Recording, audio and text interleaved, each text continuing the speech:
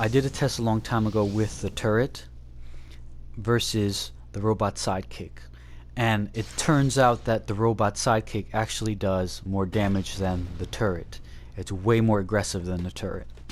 So if you're looking for that, sorry to say, but you're gonna have to use robot sidekick from the iconics tree. And it's not that bad. I mean, he looks better than the turret if you're going for that whole appearance type of thing. He actually looks like a Gadget's pet. But that's what the turret does in damage stance. Let me show you what he does in controller stance, because he does different things. Now I'm going to switch him, and he does more. In controller stance, he'll inflict burning. He'll also electrify targets. His burning will be done through flamethrower, the same thing that he does in damage stance. In controller stance, his electrified power interaction is inflicted through taser pull and stun attacks. He also frostbites targets, and that's done through ice grenades. Let me show you. Now, you can't really tell him what to do, tell it what to do. It's going to shoot whatever the hell it wants to shoot.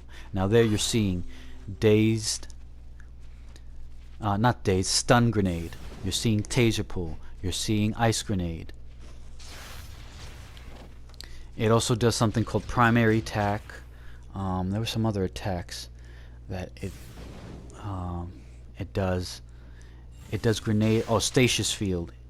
It will use that, and in controller stance, when you use the turret, it will control targets.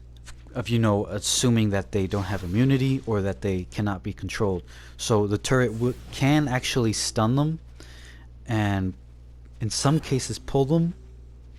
But the pulling doesn't really work as often as something like its stasis field. Its stasis field will encase them. As far as how well, it's kind of, I haven't really tested it that extensive in actual combat with the turret, just because it's like so really weak. But if you're looking for something for PIs, or kind of a somewhat autopilot crowd control type of thing, you can use the turret. What else is there that I have on him? Powers from your healers can heal the turret. There's specific powers in healer power sets that actually heal pets and other NPCs. Again, it'll set up power interactions, control effects, and it doesn't cost you any power. All that stuff is coming from the turret on its own. You don't have to. All you have to do is pay for casting him. Let me see. The flamethrowers that it does in either stance, you can actually benefit that with explosive damage from fear gas, cryofoam, and all that. But these days, it's not significant as using the AM. If you want to banish him, if you hold the same wherever he is on your loadout, wherever it is on your loadout tray, and mine it's L2 circle. So you hold that for 3 seconds, and he'll just banish. If you wanted to do that, if you were fighting some boss or doing something where you wanted him to stop attacking or not start anything, you can use the turret to clip. There's another one. I'm going to use EMP to clip it. So you can use that to clip, but it's because of the cooldown on it, and I mean, you're not really going to use the turret in damage stance unless you have a fun build. Maybe in controller stance you might want to do it for whatever the reason, but you can do that. There's also something here that you can use with the turret to banish. Let me get out of here. The self-destruct. I think I'm in controller stance right now. Where is it? Oh, here it is. The self-destruct signal, which you can also use the self-destruct signal, this thing, to clip powers. It's as well as banish this dude. So something like that. I just clipped the MP. Well, that one didn't really work. Or whatever. You get the idea. You can use self-destruct to clip if you need it for whatever reason, but with self-destruct, if you wanted to throw it in your tray, I mean, I wouldn't recommend it in you know, end game content or something like that where you're at CR. But if you were doing something else or whatever, if you just want to say, you know, just forget about it and just do it, just cast it and it'll explode. There was some case where it was registering damage on the scorecard, considered fake damage. I don't know if that's still the case, but I definitely wouldn't recommend doing that to inflate your numbers. Not only that, like you're hitting, it tells you right there how much, and aside, you don't want to get called out on it. When you explode it or self-destruct it, it produces, I think it's like grayish. Yeah, it's like grayish numbers. That's indicative of fake damage, I suppose. But I think I pretty much covered this. Now, this self-destruct, while I have it here, not only will it banish your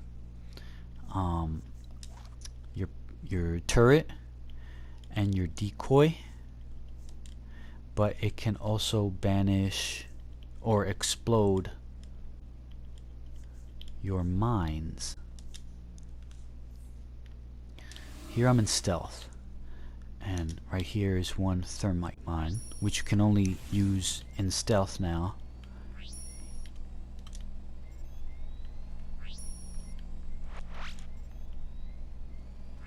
And that other one. Okay, so I'm coming out. I have my suppressor turret and I have my pad. Now with self-destruct, you can banish everything. Now again, that's just to show you how it works and what you can do with these powers. Yeah, I think that's pretty much it. There was, I actually did do some testing before where I just jump cancel that, where if I was in an instance and I went into controller stance and I let it attack and then I went back to damage stance, the turret would actually go back to doing ice grenade, well, go and do ice grenades, and everything that I was doing controller stance, it would then do in damage stance. But I don't think it does that anymore. Yeah, it's just doing the normal attacks. So if you want to use the turret for damage, again, I don't recommend it. If you're doing some kind of weapon mastery build or something, you need a pet, I recommend the robot sidekick. But if you're going for a cosmetic thing or just to have fun, then just go ahead and have fun with the turret. I think that's, yeah. Oh, the power cost. Let me show you how much it costs. Now, at my CR and the item level amount that I have on my stuff. Again, my sticky bomb, which is cheap. I think it's the cheapest thing that you can cast, and intimidation. They are 790. Now, back before the power cost changes, their base was 200 for sticky bomb and 250 for intimidation. Now, just to compare, because again, here's sticky bomb, and there's a cost, 795. The turret